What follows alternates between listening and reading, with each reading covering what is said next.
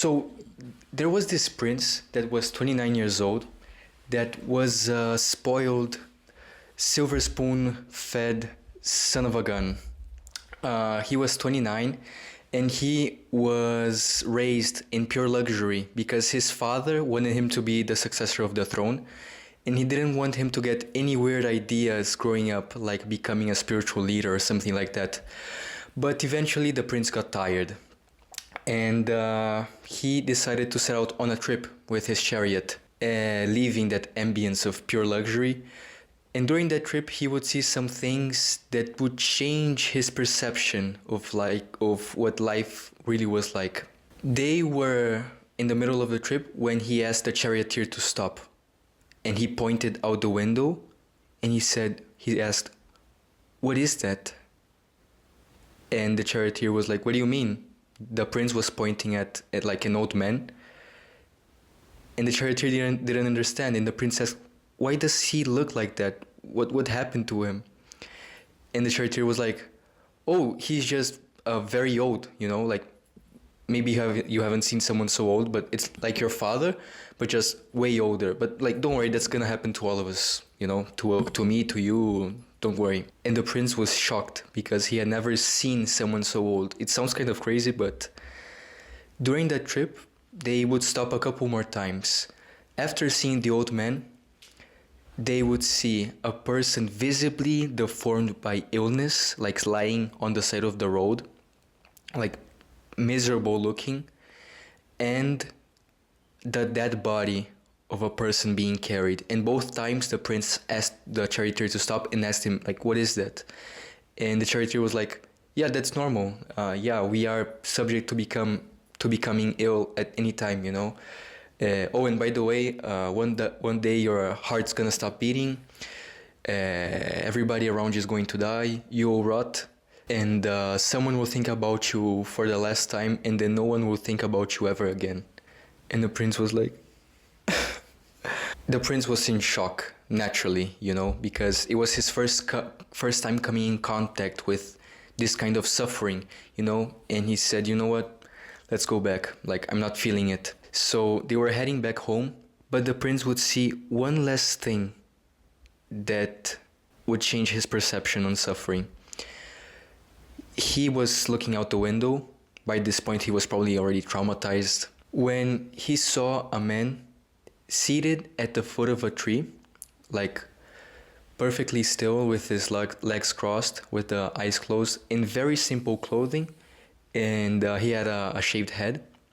He was in deep meditation, and the prince asked him to stop. He went out and he approached the guy to ask him, like, "I'm sorry, excuse me, sir, who are you? What are you doing?" "I am a monk. I have set my life on the path for the liberation of suffering. I live the spiritual life." And the prince just felt great energy from that guy. And he went back to his chariot.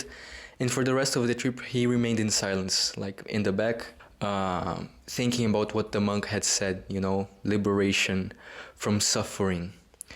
And when they got back home, the prince looked around, like he arrived at his palace, he looked around, he saw the beautiful women and the good food, they would even hold the shade over him wherever he would go. But he was kind of disillusioned, because here he was living his best life, knowing that all of it was condemned to pass away. It would all end and he would die either way, and all of it didn't have any meaning, So when he came back, all of that luxury seemed kind of superficial, So what he did was he took off his clothes, he took off his jewelry, his rings, earrings. He asked his servants to get him a robe, like a yellow robe monks used to wear at the time. And he shaved his head. He went to his father and he said, "I'm going forth into homelessness. I'm leaving." And that's what he did, He abandoned that luxury life and became a beggar with absolutely nothing. What he would do was he would walk around asking for food because that was a common practice at the time, and follow whatever the other monks would tell him to do. And what they would tell him was, for you to develop the spiritual life, for you to be free from suffering, you need to get as far away from pleasure as possible, and you need to become familiarized with pain. So for the next 6 years of his life, until he was 35, the prince went under 2 different teachers. He would hang around with this group of 5 monks. He would eat as little as he could. He would sleep in the most dire of conditions. He would stand on 1 foot because who knows what kind of pleasure he would be getting from standing on 2 feet. And he would even breathe as little as he could. And the prince actually described the time of his life when he was an ascetic, which was that kind of monk. Due to eating so little, the skin of my belly stuck to my backbone, so that when I tried to rub the skin of my belly, I grabbed my backbone, and when I tried to rub my backbone, I rubbed the skin of my belly. When I tried to urinate or defecate, I fell face down right there. My body slowly became extremely emaciated. My limbs became like the jointed segments of vine or bamboo stems. My spine stood out like a string of beads. The gleam of my eyes appeared to be sunk deep in my eye sockets, like the gleam of water deep in a well. My scalp shriveled and withered in the heat and wind. And the prince felt like he wasn't developing any further. His progress wasn't going any further, just like when he was back home. Until one day, he was walking and he saw a fig tree, like a tree from that fruit. And it reminded him of his childhood, a day where his father was off working and he sat at the cool shade of a plum tree. And he was just chilling, And seated at the shade of that plum tree, he was perfectly calm, He was one with everything. His mind wasn't scattered. It was perfectly unified. And by seeing that tree and remembering that moment, he had and he said, yes, this is it. This is the path for awakening. He wanted to sit down there, but he realized that his body was in such a dire condition that he wouldn't achieve the clearness, the clarity that he was seeking. So he thought to himself, why am I so afraid of eating?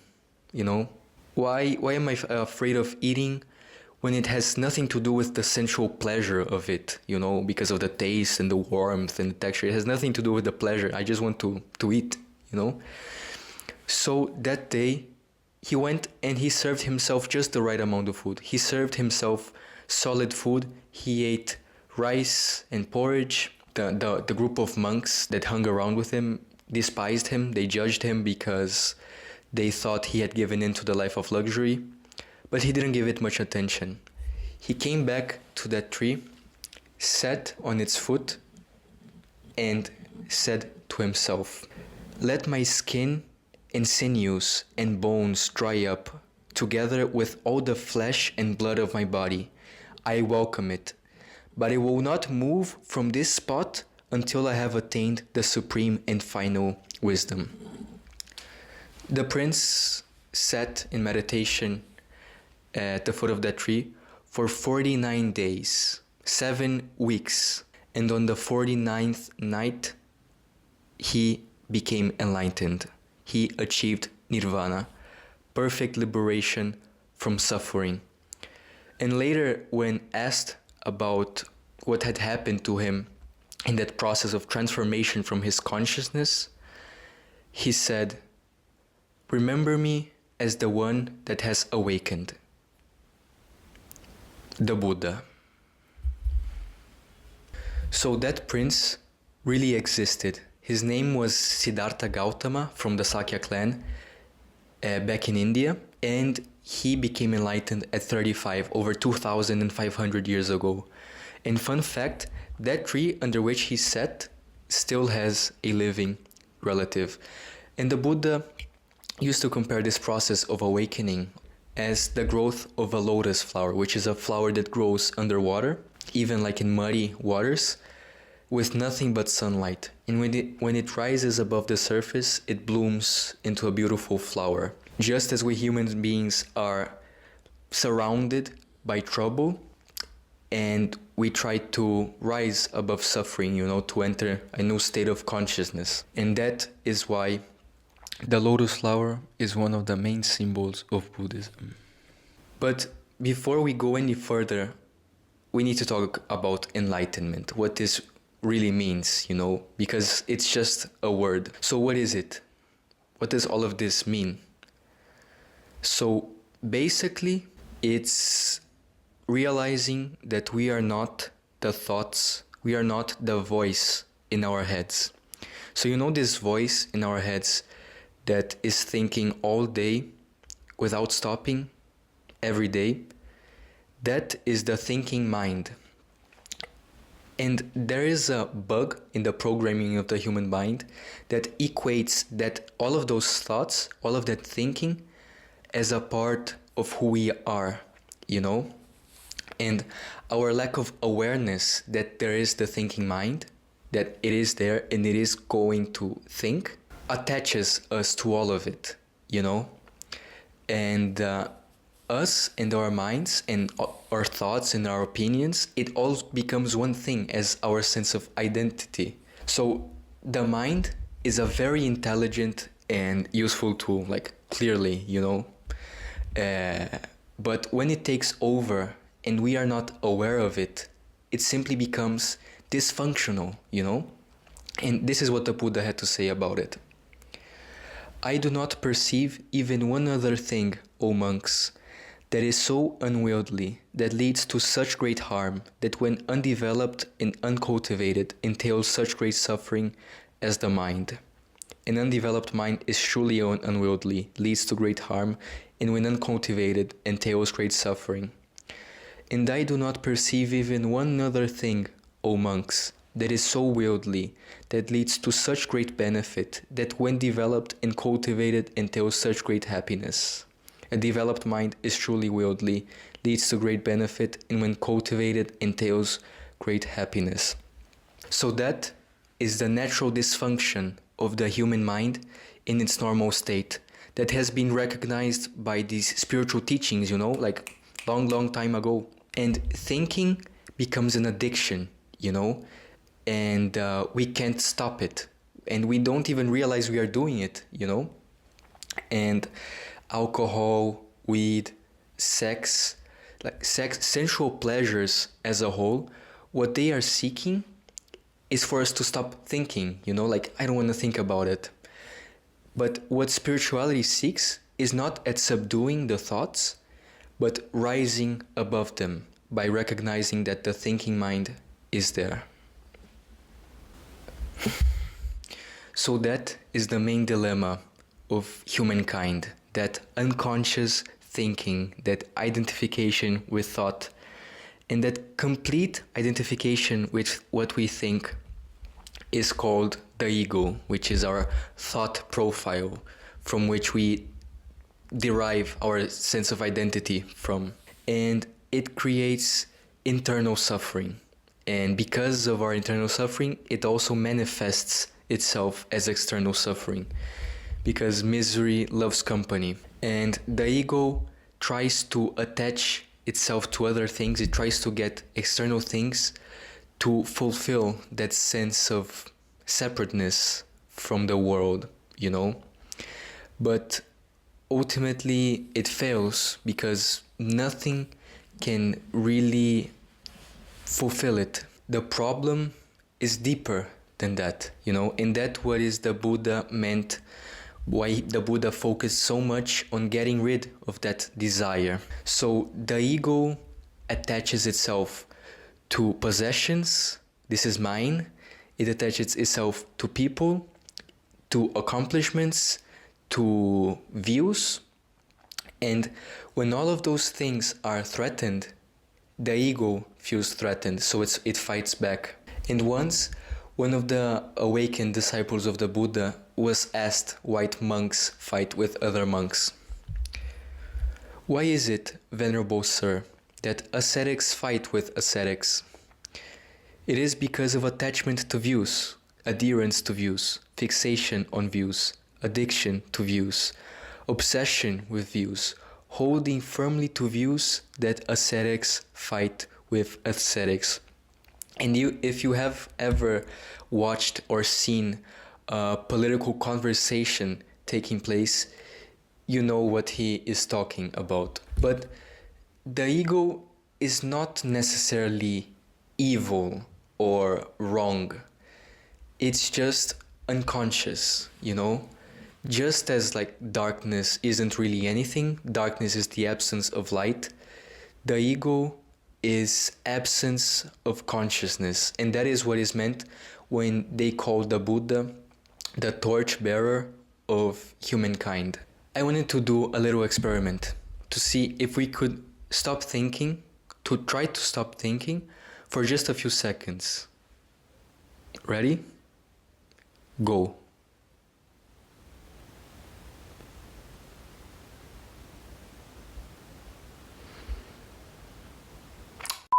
Alright, that's it for me. But did you see how that consciousness that was aware of the thinking mind wasn't the thinking mind? It was something deeper than that, you know? And to many people, that is the first sign of spiritual awakening, the awareness of the thinking mind. When you shift your attention from being the thinking mind to being aware of it, a new level of consciousness arises in you. So, spirituality is mostly a job of deconstruction. It has nothing to do with what we believe in, but with our state of consciousness. Your state of awareness and presence, and coming to that realization that those thought forms are just thought forms. They are an illusion. That is the awakening. That is the end of the dreamlike state of living unconsciously. You know, it's the end of the ego, of the I, mine, me. It's the end of psychological time, past and future. It is the end of suffering. So even talking about it is difficult because it isn't something that can be understood like rationally, cognitively. It is something that can be understood only when the voice in our heads is silent. And I hope I could do it any justice, which I probably didn't. Just be aware that the terminology and the concepts we are going to be talking about here and that the Buddha talks about, they revolve around this concept of freedom. So after becoming enlightened, the Buddha asked himself, like, should I go through the trouble of trying to teach this? But ultimately, he decided to teach what he had learned on those 49 days of meditation, but also in his spiritual life as a whole, which is called the Dhamma, which is the teaching that is good in the beginning, in the middle, and in the end. Enough with teaching the Dhamma that even I found hard to reach, for it will never be perceived by those who live in lust and hate. Those died in lust, wrapped in darkness, will never discern this abstruse Dhamma, which goes against the worldly stream, subtle, deep, and difficult to see. But ultimately he decided to teach it because he thought the Buddhas, awakened beings, arise in the world out of compassion for the world, for the good and welfare, happiness of beings. And he was thinking about where he should start when he remembered about that group of 5 monks that had judged him out of confusion. So he went to them, and initially the monks didn't believe in him, that he had awakened, but they listened to what the Buddha had to say. Monks, these 2 extremes should not be followed by one who has gone forth into homelessness. What 2? The pursuit of sensual happiness in sensual pleasures, which is low, vulgar, the way of worldlings, ignoble, unbeneficial, and the pursuit of self-mortification, which is painful, ignoble, unbeneficial. Without veering toward either one of these extremes, one has awakened to the middle way, which gives rise to vision, which gives rise to knowledge and leads to peace, to direct knowledge, to enlightenment, to Nibbana. And that group of monks would become the first people to join the Buddha in his community. That was the beginning of the Buddhist community. People that would devote themselves fully to the Dhamma and is open for anybody, is open for everybody, monks and nuns, people of different social classes. And this community is called the Sangha. And during that same first speech to those 5 monks, he would also share 8 things for us to develop, 8 practical steps for us to follow, for us to live in the middle way, which are right view, right intention, right speech, right action, right livelihood, right effort, right mindfulness, and right concentration. And this is the Noble Eightfold Path. And that by developing these 8 things, we could arrive to a perfect understanding of suffering, which are 4 things about suffering. 1. Suffering. There is suffering, and it is within us. 2. The origin of suffering. The causes from which suffering arises, which are mainly craving and ignorance. 3. The cessation of suffering, the cutting off of those things. And 4. The path to the cessation of suffering, which is the Noble Eightfold Path. These 4 things are known as the 4 Noble Truths. And by the way, the Buddha, the Dhamma, and the Sangha, Siddhartha Gautama, the teachings in the community, these are known as the 3 jewels of Buddhism. The things in which a person that has set their spiritual life on Buddhism takes comfort in, takes refuge in, and also are the 3 most important things about Buddhism: the middle way, the Noble Eightfold Path, and the 4 Noble Truths. See? Not so difficult. So I was doing a little test here to see if anyone would notice. This was 100% intentional. I said both Nirvana and Nibbana. Why? So to explain that, we actually need to get this book that was hiding here all of this time, called In the Buddha's Words, an anthology of discourses from the Pali Canon. And I'm gonna grant myself the right of sitting down because I'm kind of tired, bro.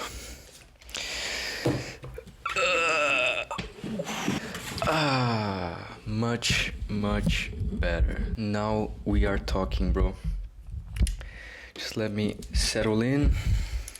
So, the Buddha enlightened at 35. After becoming enlightened, he would live for 45 years. He would be the spiritual teacher for 45 years. And at 80 years old, the Buddha dies. And the problem was, India at that time was pre-literate, so they didn't write anything down. And the monks were asking themselves, like, what should we do, you know? Like, are we gonna let all of his teachings just wither away? And what happened is, one of the monks made a Buddhist council. He gathered 500 enlightened monks that had heard the teachings of the Buddha. And after this Buddhist council was created, 3 months after the Buddha died, they finally arrived at a definitive version of what they had heard from the Buddha, of all of his teachings. And these collections of his teachings are called Nikayas. And the Nikayas are composed of suttas. The sutta are each individual teaching. And because they didn't write it down, they would transmit them, they would memorize them and recite them to each other. And this was the way that the Buddha's teachings were transmitted for 300 to 400 years after he died, until they decided to write them down. So they wrote all of it down, and by that time, Buddhism had split into different schools in different places, you know. So each school had the same core text with some minor changes, you know.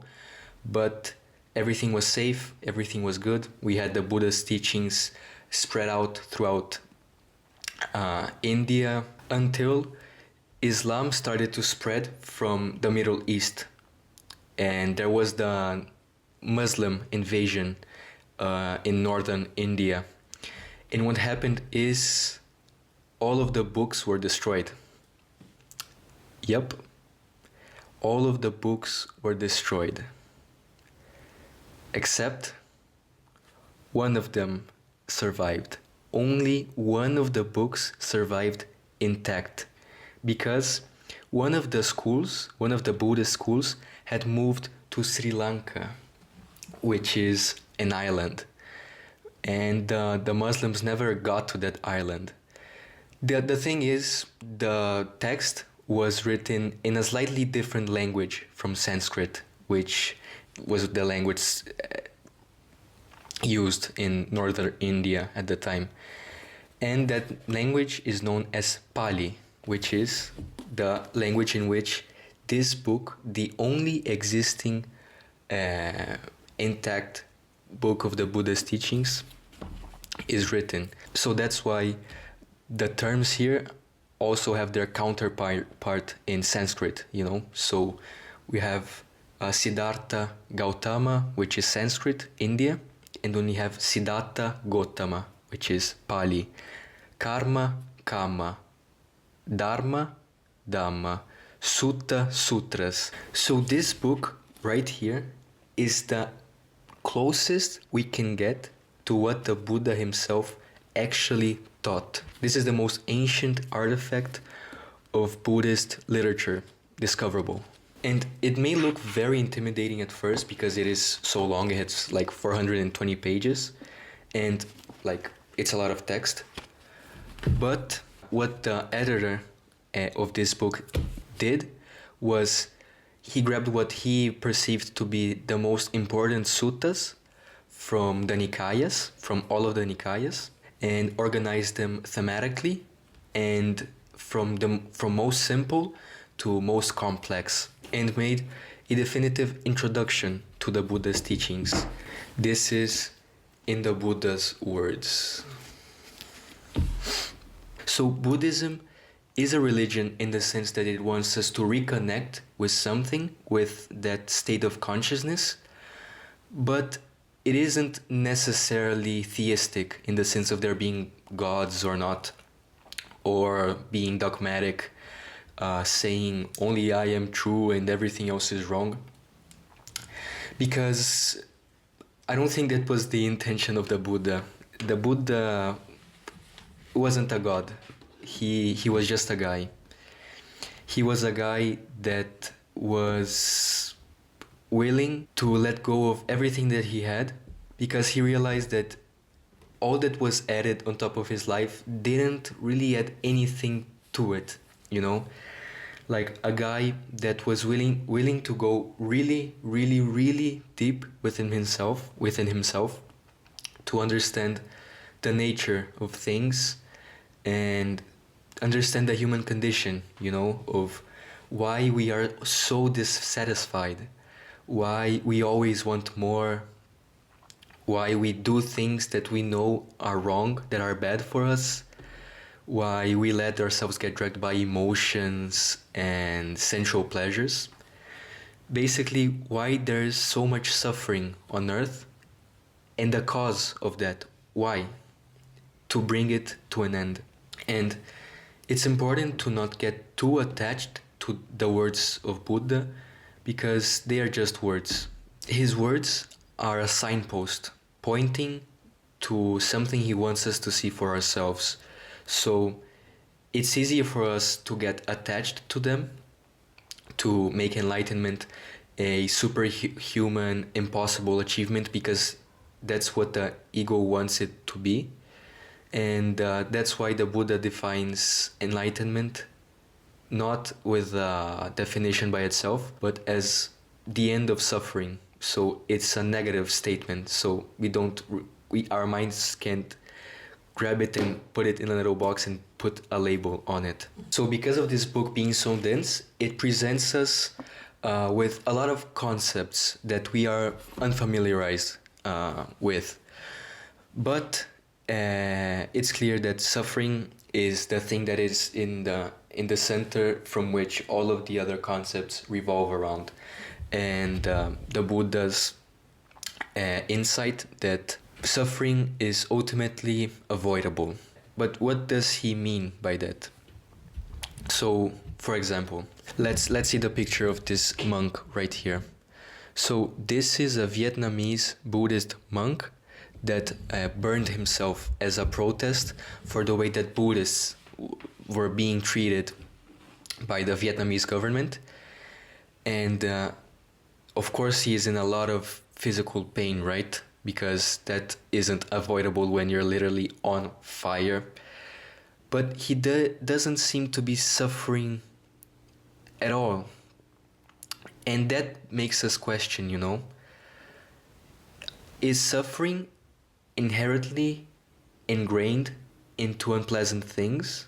Because if suffering were inherently ingrained inside these unpleasant things, how come is there a spectrum so large from the way people react to those things, using this example of the monk right here. And the Buddha used to divide people into two categories. The uninstructed worldlings, which are ordinary people that live ordinarily, and the instructed noble disciple, that is the person that is on the path for the liberation of suffering, that is cultivating themselves spiritually. Monks, when the uninstructed worldling experiences a painful feeling, he sorrows, grieves, and laments. He weeps, beating his breast, and becomes distraught. He feels two feelings, a bodily one and a mental one. He harbors aversion toward it and seeks delight in sensual pleasure. For what reason? Because the uninstructed worldling does not know of any escape from painful feeling other than sensual pleasures.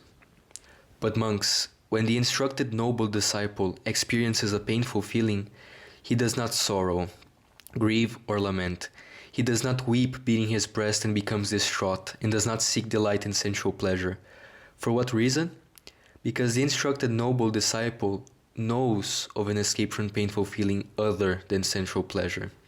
This, monks, is the distinction, the disparity, the difference between the instructed noble disciple and the uninstructed worldling, the person attached to birth, aging, and death, who is attached to sorrow, lamentation, pain, dejection, and despair, who is attached to suffering, I say, and one who is not.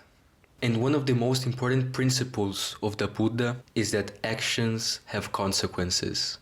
Yes, I'm sorry to bear the bad news, but the main objective of his teaching is to turn us away from unwholesome actions and embrace wholesome ones. And these actions are said to be either in body, speech, or mind, for us to purify ourselves, And the criteria for judging whether an action is wholesome or not is the roots from which it comes, the underlying motives. And these actions create a thing called karma. Depending on what kinds of actions we've been doing, karma, which let's call it an energy for the lack of a better term, accumulates. And this negative or positive karma accumulates And when the internal and external conditions are favorable, this karma, negative or positive, will bear fruit in our lives. And karma is also super important in Buddhism because of this thing called samsara, which is the cycle of rebirths. They talk about it in the sense of it being directionless wandering, of it being an insane, infinite cycle of pleasure and pain that doesn't end and that has no beginning, has no end, and that is fueled by bad karma. But we're not gonna get into that. And the path for us to become free from all of this suffering, are two things actually. Serenity, being calm, being chill, being at peace, and insight, which is wisdom, knowledge. And up until this point I've been focusing on the insight side of things, the wisdom, the knowledge, the teachings that the Buddha shared. But that's the half of it, right? Because I think serenity is just as important as wisdom for us to be on this path, right?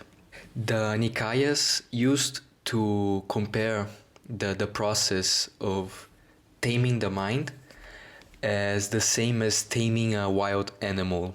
Just as the animal trainer has to use various methods to bring the animal under control, we can use various techniques to subdue the mind. You can't force the mind to stop thinking, because that just creates more conflict. But you can soothe it, you can tranquilize it. And lucky for us, the Buddha actually shared what the main practice that he used to do to achieve enlightenment. His favorite meditation technique, which is called mindfulness through the concentration of breath. And it's very simple. It's basically closing your eyes and breathing. But it's not that simple, So to actually show what that technique looks like without doing it right in front of the camera, because I couldn't explain it very well, I'm actually gonna show you that practice through an animation that beautifully illustrates what this technique is like. It's an animation from the legendary YouTube animator Alan Becker, and yeah, enjoy. So just a little context, our little friend here, Mr. Blue Stickman, is addicted, and his friend is teaching him this meditation technique so that he can forget and stop thinking about all those substances. And in this animation, it is represented as these buttons you're going to see with different colors, different effects.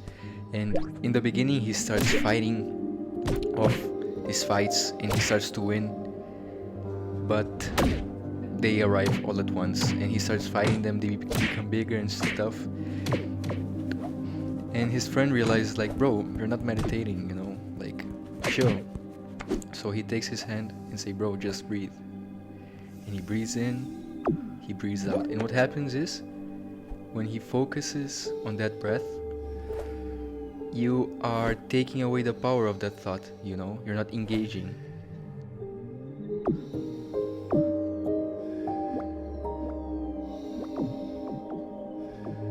Breathing in, breathing out.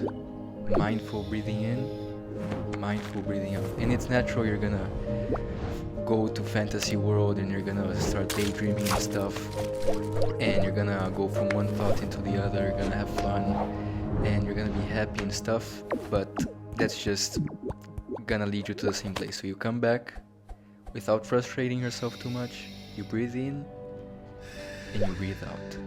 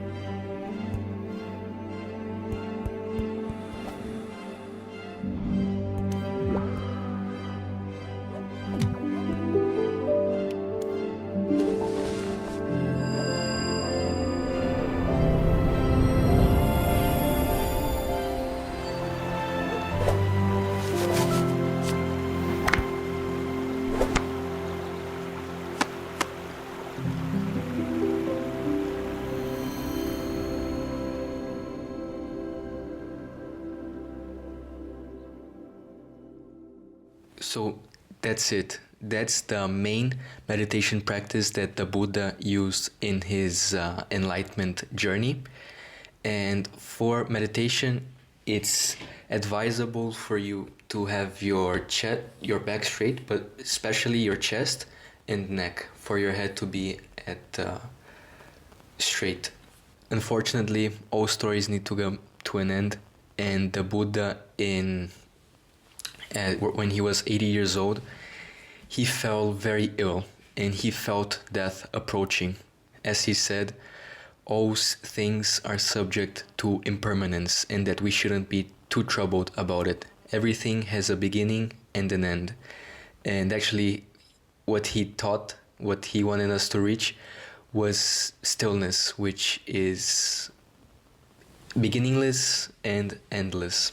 And during those last moments, the Buddha actually gave one last message to his disciples. And the Blessed One addressed the monks, saying, "It may be that after I am gone, some of you will think, 'Now we have no teacher.' But that is not how you should see it. Let the Dharma and discipline I have taught you be your teacher. Behold now, monks, I exhort you. All individual things are subject to pass away. Strive on, untiringly." This was the last word of the Buddha. That's it. See ya.